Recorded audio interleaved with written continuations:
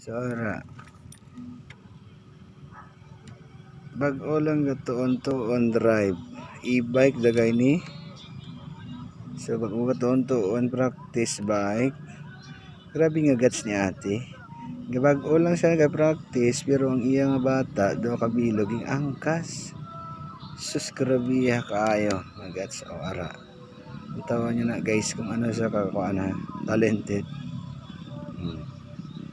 Ga-practice na partida pa na iangkas ang duha ka bata nga gagmay. Sus ka-talented ki ate nga nanay. Oh, lantawan nyo na sa guys ha. Oh. Gabalang-balang pa na siya. Oh. Sus ara oh. Ang bata yaging pasakay pakadto digay na didto oh. Halin to siya diri sa nag-agi.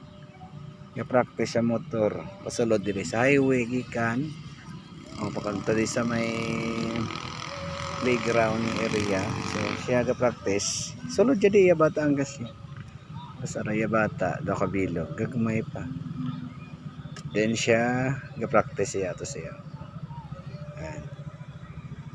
So nantawan niyo lang sa guys kung how to kung paano siya magkuhan nantawan.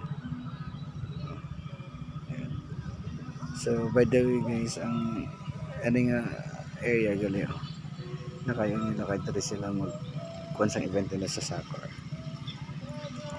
So si ate makita man ta Japon kaya sa practice.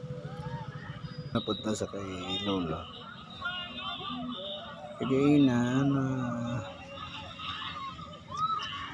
naman niya na yung so start na sa panlupad sa iyang kuan. Matindog kay do kasaw agad ara itugpo na lo